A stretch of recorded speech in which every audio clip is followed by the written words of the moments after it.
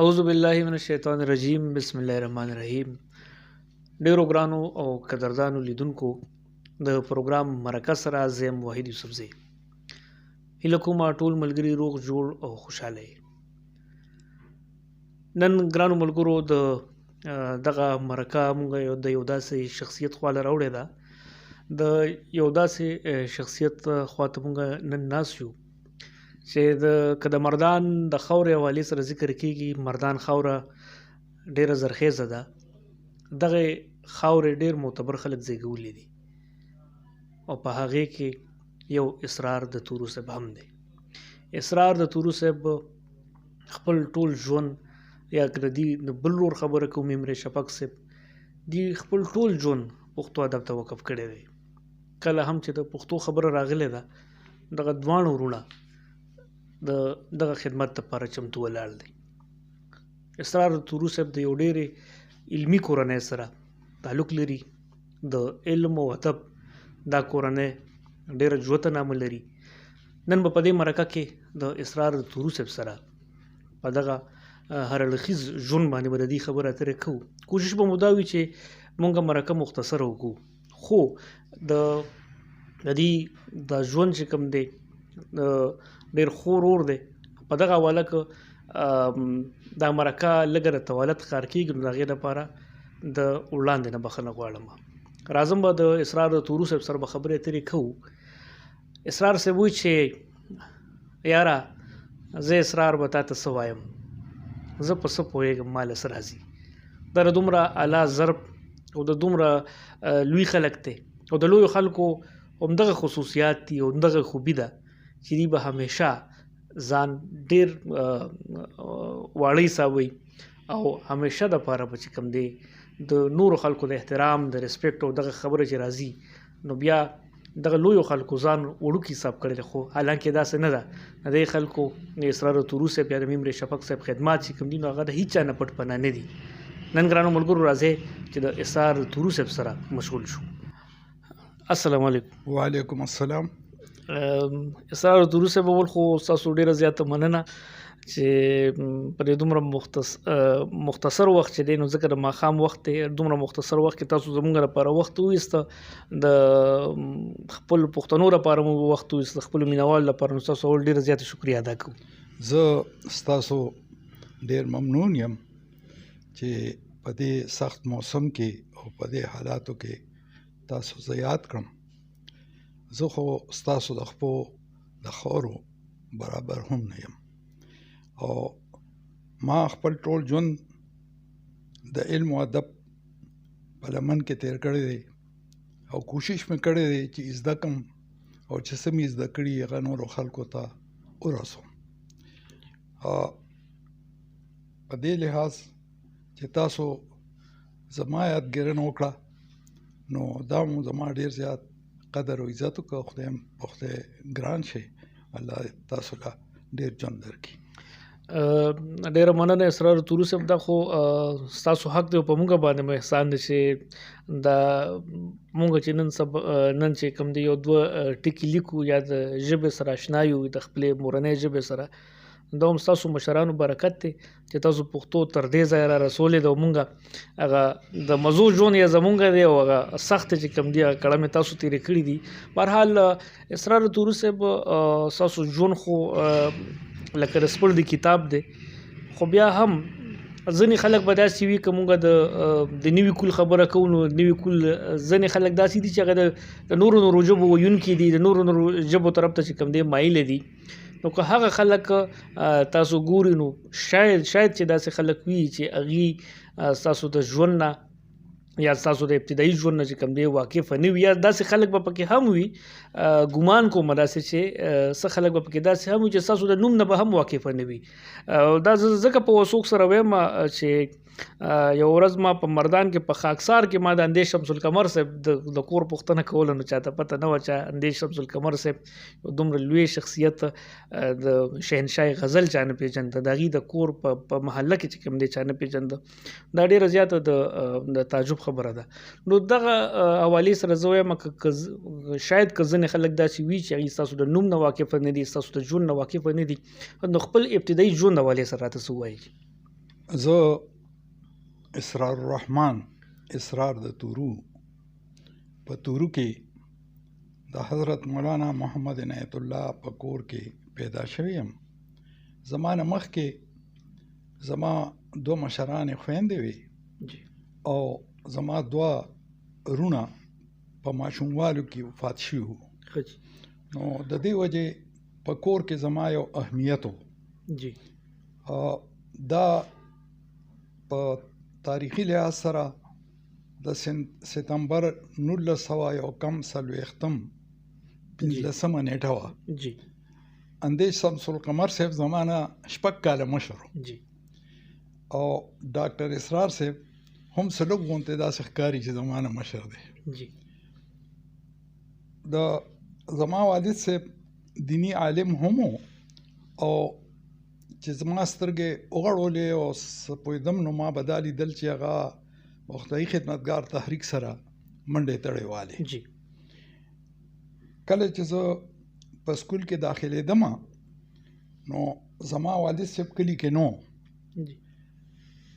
په دې جلوسونو کې به هغه هله ځلو کې به لګیا و. نو زه خپل د مور پلار چې هغه هم یو ډېر نامتو او لوی عالم و د حضرت قاضي عبدالحلیم اثر افغاني غوندې او د حافظ ادریس غوندې خلک یې شاګردان و، د دین هم لوی خلک. او هغه د تورو د اموخیلو د جماعت نواب استاذ لا دا فریضه ولګوله چې دا وړوکې بوزه په سکول کې داخل کا. نو زما دومره یاد شي چې هغې ماله د ټیکورو یو دوات او د خاورو یو ټوکړه چې په یې به تختې وینځلې شوه او یو تختې او یو قلم واغېسته. نو هغې چې ما له راکول نو زما لاسونه غالبا واړو نو ما پکې هغه نیوی نه شو. نو هغې راته وویل چې ستا خو د چنچڼ عمره لاسونه دي نو ته به سکول کې سبق څه ووایې. نو دغه سبق شروع شو او چې کله زه دریم جومات ته ورسېدم نو دومره مې یاد شي چې د روژې میاشت وه او وړوکې اختر ته یو څو ورځې پاتې وې. زما د تره زوی شرافت الله مرحوم زما نه لږ مشر و، زه دوما نو هغه راغې زه اجړه کولم چې زه راویښ شوم نو ما ته یې ویې چې کاکاجي پولیس والا وبوته قیدی یې. نو زه زر را پاسېدم او هغه سره مې په منډه منډه راووتم نو جومات ته رالو. د صدیخیلو محله کې په هغه زمانه کې دې ته د سریخ جومات ویلی شو. نو په هغې کې نور خلک هم ناست و، د پېشمني وخت و، والد صاحب هم ناست و. انتظار دې ته و چې حضرت مولانا سید ګل بادشاه صاحب د سواړیانو نه راولي. لارې کوڅې پخې نه وې، لښتي و پکې. نو ګاډي او موټرې یا لارې چې وې نو دا تورو ته نه شوې راتلې. د سپایانو ګاډي چې وو نو هغه د ګودر نه پورې په ګودر غاړه کې ولاړ وو. حضرت مولانا ګل بادشاه صاحب چې راغی نو دې دواړو د خلکو نه دا تقاضا وکړه چې موږ له څه د کیکر چغ چیروړی چې موږ ترې مسواک جوړ کړو او ځان سره یو دوه جوړې جامې او دغه مسواکونه واخیستل او پولیسو والو خلکو ته وویل چې تاسو موږ سره مه راځئ، دی به موږ مردان ته بوځو. بهرحال هغې ریپورټ ته لاړل. اوس ظاهره خبره ده چې د دریم جومات یو هلک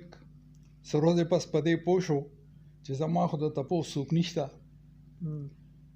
مور مې کوري، خویندې مې هم کوري، هغې خو بسته راکړي. نو زه چې به سکول ته لاړم نو راوبوتم نو لوبې به مې کولې ملګرو سره. او چې کله به نیمه چوټي شوه نو بسته به مې راواغېسته نو کور ته به رالم، هغې به ویې دی د سکول نه راغی. دا وخت داسې تېرېده ان چې امتحانونه به کېدل، موږ به هغه افسران چې راغله نو هغې ته مولوي صاحب وې. نو چې یو ځل زه څلورم جومات کې ما او افسران راغله نو هغې موږ ته د حساب د جمع تفریق سوالونه ووې. اوس اتفاق دا دی چې زما سوالونه ټیک شو او د هغې وجه دا وه چې مونږ کره به زما نیکه سملاسته د مور پلار نو هغه به کله کله ما ته مور ووایي چې ته د دوی نه سبق زده کړه. صحیح. نو ما ته به هغې په پښتو کې داسې خور چې دا 2 او 2 څلور شو، جی دا 3 او 2 5 شو. نو ما به ورته ووایي چې تاله نه درځي، زما استاد خو ما ته بل شان ښیي، جی هغې خو به 2 جمع 2 وایي. جی خو بهرحال زما ذهن هغې سره اوس پردی شو جی او دا سوالونه ما له ډېر ښه راتلل. صحیح. نو هغه ټول سوالونه چې ما ټیک کړه، بیا خو افسران لاړل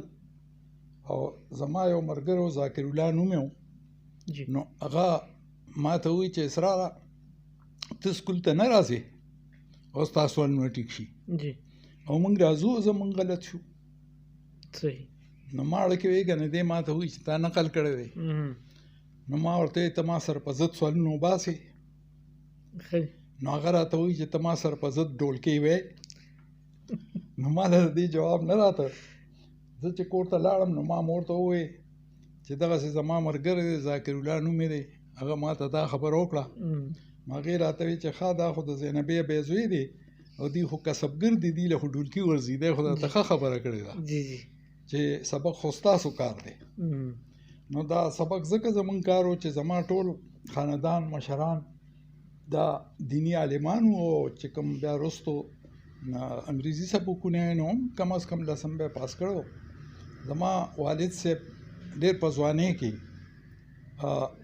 دا دینی درس نظامی ختم کړو. جی او د هغې یو دلیل دا دی چې اوس زه دغه ته تللی وم کوړي ته، نو د حضرت مولانا سمیع الحق صاحب زوی سره حمید الحق چې هغه محتمم دی اوس د دارالعلوم حقانیې، هغه سره ملاقات وشو او بیا د هغه ځای نه ما کتابونه راواخیستل. نو په هغې کې د شیخ عبدالحق صاحب د هغې د والد صاحب مولانا سمیع الحق صاحب د پلار جی تذکرې وې، په هغې کې د مشهور ادیب افضل رضا یو مقاله وه. جی نو په هغې کې دا هم لیکلي وي چې کله مولانا عبدالحق صاحب په تورو کې سبق وی نو دی د مولانا عنایت الله شاګرد و. زه چې کله بیا والد صاحب مې د جیل نه راغی، بلکې دا یو واقع هم درته ووایم چې مولانا حافظ محمد ادریس صاحب په انفارمیشن ډپارټمنټ کې نوکر و او د عبدالقیوم خان وزارت و. نو یو ځل یې هغه د ابټاباد په دوره وزیر اعلی سره روان و. صحیح. چې ریپورټ ته ورسېدل نو وزیر اعلی ورته ووایي چې حافظ صاحب خوښه دی نه ده چې دا ریپورټ د جیل سیل وکړو. جی نو حافظ صاحب هوښیار سړی و، هغه ورته وایي چې خان صاحب زما یو دوست دی پکې، هغه سره که ملاقات کیدی شي نو لاړ به شو. جی هغه ورته وایي چې دوست دی په څه کې قید دی؟ نو وایي چې سیاسي قیدي دی. نو قیوم خان ورته ووایي چې ته مال یو درخواست راکړه. صحیح. نو هغه یو درخواست ورکړه، نو هغه زما د طرفه او زما د تره د طرفه ولیکه. د هغې درخواست په برکت موږ ته 15 منټه د ملاقات اجازه ته شو. موږ د تورونه تره راوستو، ما دومره یاد دي زه خوړکو ما دلته اوتي ته راوستم، ما یې کوټ واغېسته، ټوپۍ راله واغېسته، بوټان یې راله واغېسته او زما نه یو بابو شان جوړ کړ.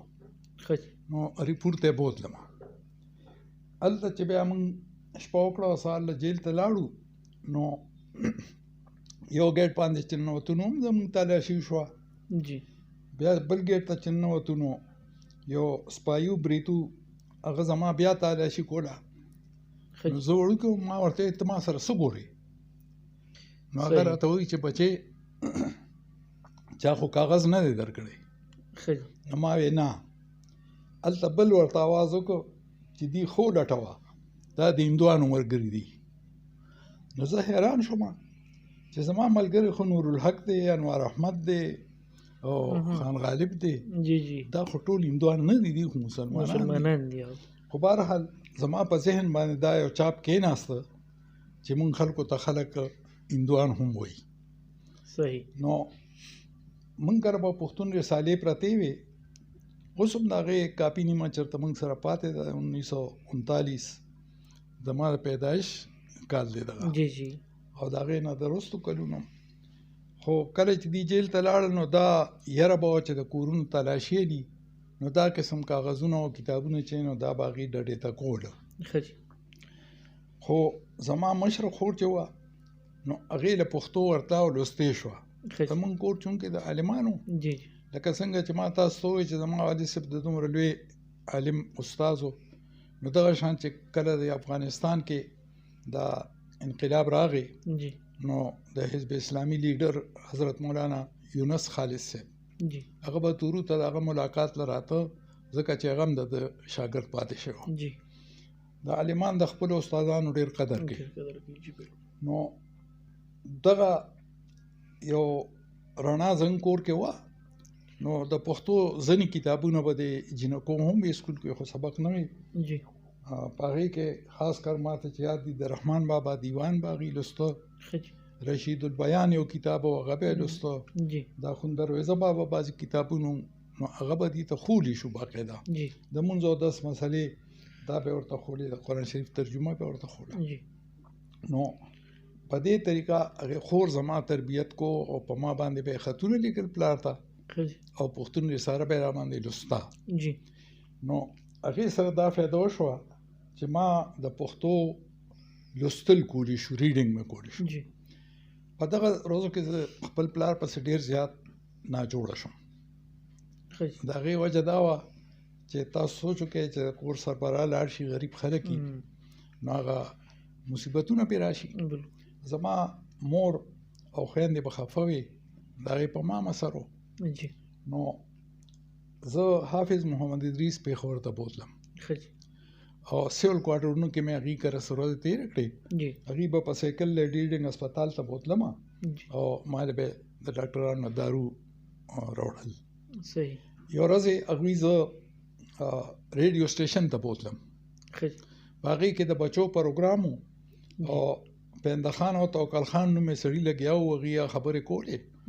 او وړومبي ځل ما دا ولیده چې سنډا خو نشته خو دا پینده خان یو بالغ یا تکیا ورسره ده هغې له ډب ورکړي او هغې ته ووایي چې دله سنډا نیغځه نو په دې کې هغې ما له یو لطیفه را کړې وه چې دا واوروه نو هغه ما واوروله او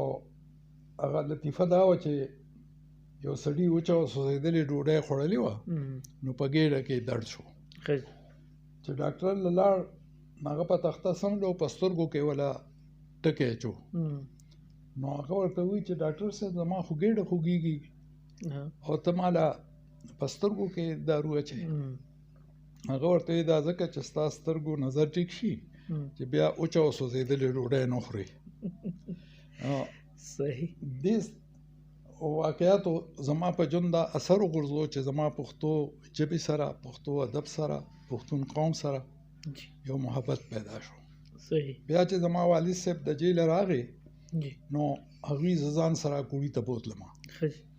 نو هغوی په جامع اسلامیه کوړه خټه کې یو مدرسه وه چې اوس هغه نشته روانه شوې ده هغې کې مدرس او ناظم تعلیمات وو او زه خو په دې نه پوهېدم چې دې کوم کتابونه ښیي خو اوس هغه تېره زه یو کتابخانې ته لاړم نو هلته ما نور الانوار یو کتاب ولیده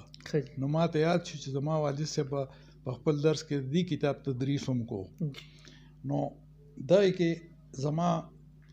اجمل خټک سره ملاقاتونه وشو او مولانا عبدالحق صاحب مې د نږدې نه ولیده راحت ګل صاحب زما استاد و تاج محمد خټک یو ښکلی استاد و قابل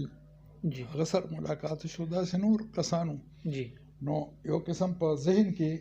په دې مسافرۍ کې وسط پیدا شي یو ورځ د خټک صاحب په اجره کې زما والد صاحب هغې ته ووایي چې دا وړوکی چې دی اسرار دی ستا مرید دی نو اجمل صاحب ورته وایي چې مولانا صاحب زه خو پیري مرودي نه کوم نو هغه ورته وایي چې نه داسې نه ده بلکې دی شعر لیکي زه ویرېدم ځکه چې ما شعرونه لیکله نو هغه به ما پټ کېښودل په کاپۍ کې خو داسې معلومېږي چې زما والد صاحب په ما نګراني کوله نو او د شعرونو لیکلو وجه دا وه چې د مایارو د ډاکټر صفي الله والد صاحب هدایت الله خان حاجی صاحب هلته په حیثیت د هډ ماسټر راغی نو هغې په اکوړي سکول کې د هلکانو مشاعره شروع کړه نو په هغه مشاعره کې به هغې طرحه ورکړه او اکثر به د رحمان بابا له کتاب نه ورکړه صحیح او بیا په هلکانو خپله تبازمایي کوله صحیح نو کوم چې تکړه هلکانو لکه امان الله شاهین جی نواز حسرت او زمانه نمونه یې دي هغې نه خو لوی لوی شاعران جوړ شو جی او ما به چې پسې لیکل نو به مې پټ لیکل ما چېرته په سکول کې هغه اورولي نو جی نو خټک صاحب زه ځان پورې رانږدې کړم په تندي یې ښکل کړم او ما ته یې ویې چې بچې ته ما ته خپل شعرونه واوروه جی نو ما ورته څه شعرونه واوروله او زه بیا چې کله ډېره موده تېره شوه او د لادو بادو پرېوتي وو نو یوه ورځې د اقبال بیمار پرسۍ له لاړم هغې راته ویې چې خټک صاحب ما له یو مسوده رالېږلې ده او دا ته لږه وګوره نو کیسې زما د ادبي ژوند دا مسوده وه نو په هغې کې اتفاق دا و چې ما ولټو نو زما نوم پکې هم او دا واقع هغه هو به هو لیکلې وه نو زه حق حیران شوم چې دومره لوی سړی او د دونه وړوکوالي خبره درته یاد وه لیکلې نو دا زمونږ ابتدایي ژوند و بیا چې کله بل اسرار طوري صاحب تاسو چې کله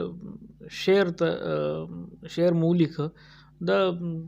دغه وخت کې ستاسو عمر څومره ولګ زه زما خیال دی چې شپږم اووم جماعت کې هم نه نو پنځو کالو سپنده داخل شي او دغه 12-13 کاله عمر به نو د هغې نه پس چې زه بیا تورو ته رالم د اتم پاس کولو نه پس جی نو اته کاله سبق تاسو په کوړي کې کوړي کې مې اتم پورې وې اتم مې هلته پاس کړو صحیح نو دلته بعد اخبارونو کې زمانه خو د هغې نوم یې دی شهباز اخبار کې غالبا د پښتو ګلزار ادب او داسې په بانګ حرم کې یا په نورو کې به و نو هغې ته ما کله کله څه شعرونه لیږل نو یو ورځ ما له د دورملکو د عمل خان سیاه خط راغی جی هغه اوموس وفات شوی دی جی نو هغه ما ته لیکلي چې ته خپل سوانح راولېږه موږ یو کتاب چاپ کوو جی په کې ستا حالات صحیح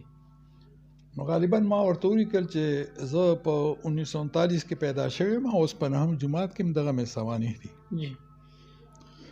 نو هغه بیا خط راولېږه چې ما یې ګنې ته بوډا سړی نو هغه سره بیا زما سموده خطو کتابت وو هغه شعر کې لیک کې پختګي دومره و چې هغې دا احساسوله شعر هغه ما لیکو نو بس هغه به خو دونه پختګي خو نه وه پکې خو زما حوصله افزایي یې کوله صحیح نو خیر خو دغه زما دې سره یو تعلق و جی بیا په جمهوریت اسلام کې او د زمانه خو هغه نوم یې دی د خان میر هلالي جی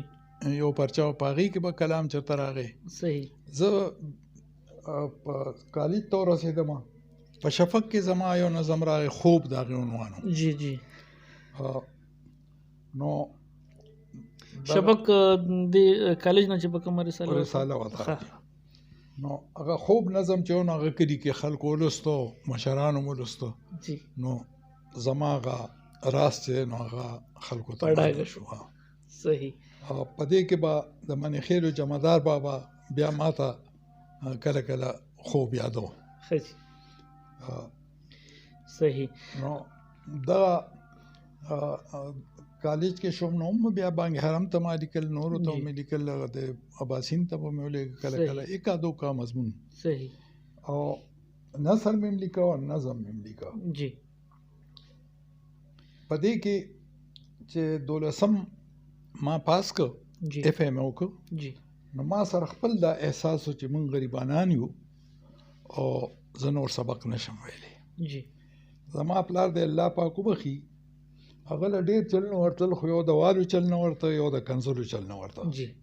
نو هغه نه موږ چېرې وهلي یو او نه راته چېرې کنځل کړي دي انتهایي صابر سړی و جی او دیم راته نه وي چې سبق وایه او مو وایه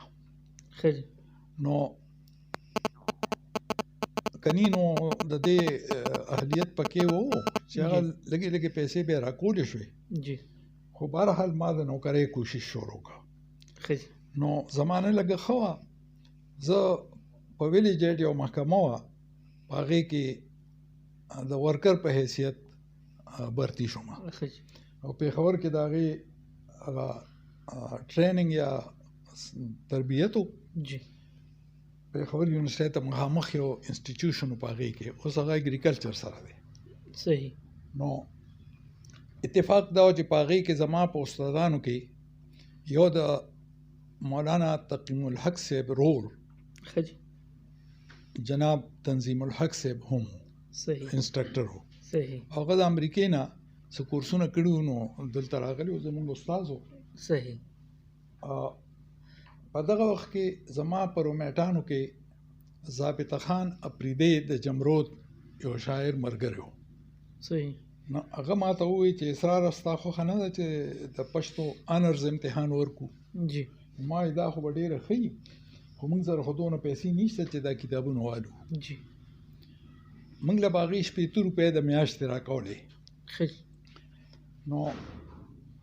هغه راته وایي چې ته د کتابونو غم مه کوه په پښتو اکیډمۍ کې مراد شنواري دی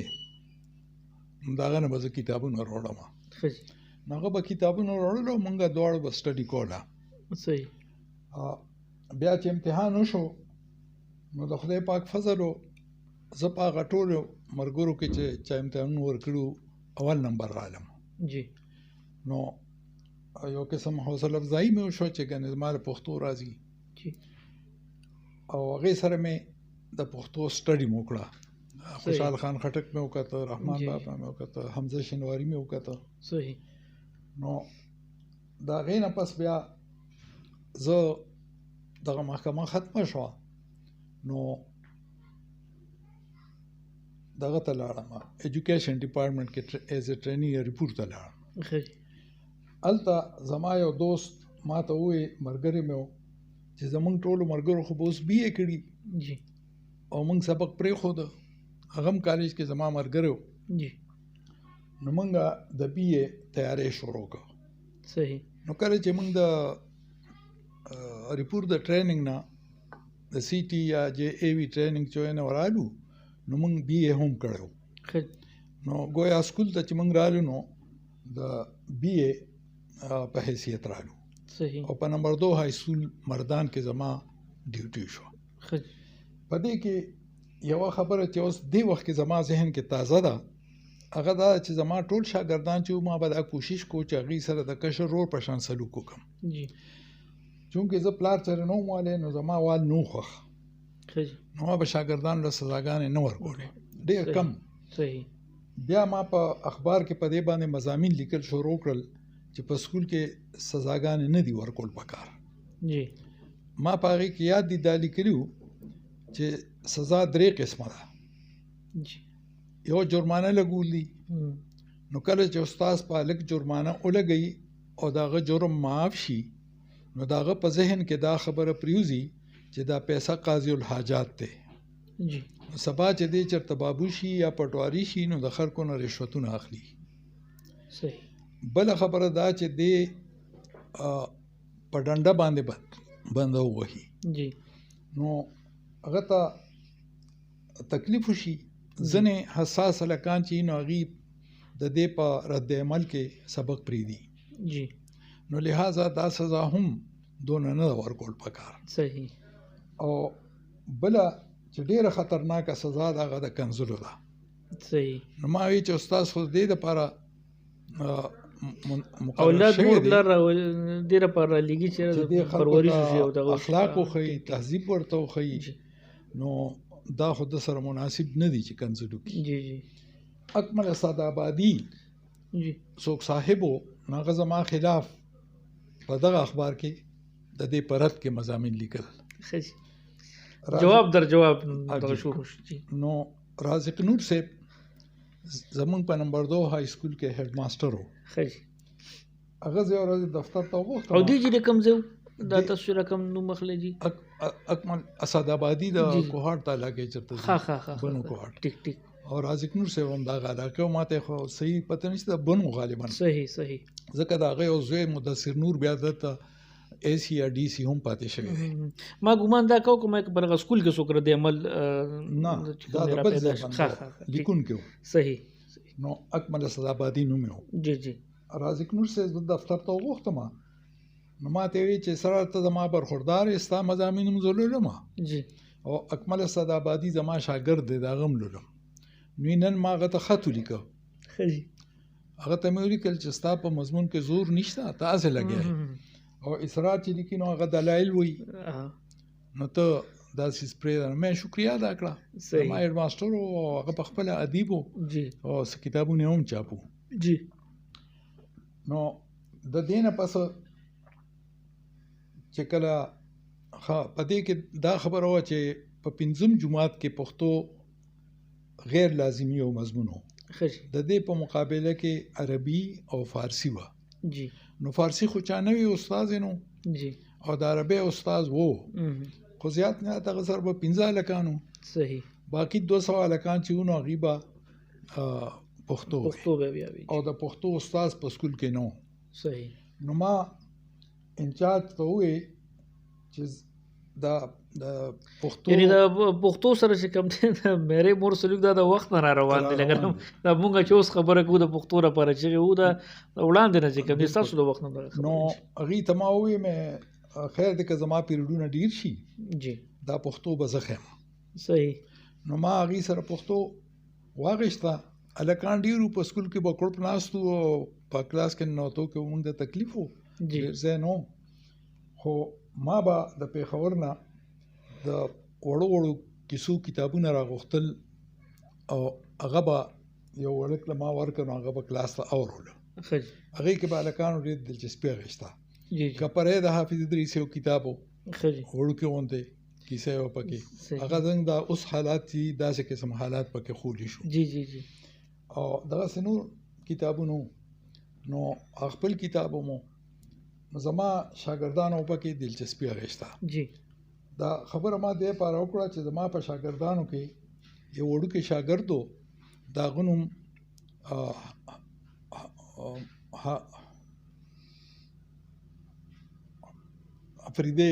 افریدیو خج حکم خان افریدی نو حکم خان افریدی خج حکم خان افریدی چې ونه هغه په شکل خسته او افریدیو او قابلو جامع به پاکي وي جی نو موږ ته خدا پته نه لګیدا چې د کور نه څنګه دی جی په ګرګنج کې د پرې دوه دکانونه مو خج نو سموده پس چې زه دې ځای نه بدل شوم نو د غالک ماته د کراچۍ نه خطر ولېږه خج راته لیکلو چې زه غریب وم په کلاس کې په قابلو نو استادانو یې غنې دی دولتمند دی جی خو زما پلار مړ دی نو زه نور سبق نشم ویلی جی نو کراچۍ ته مزدورۍ لراغلی ما خج نو غالبا ما ورته ولیکل جواب کې چې تراشه تورو ته ما سره په دې راشي زما کشر ورور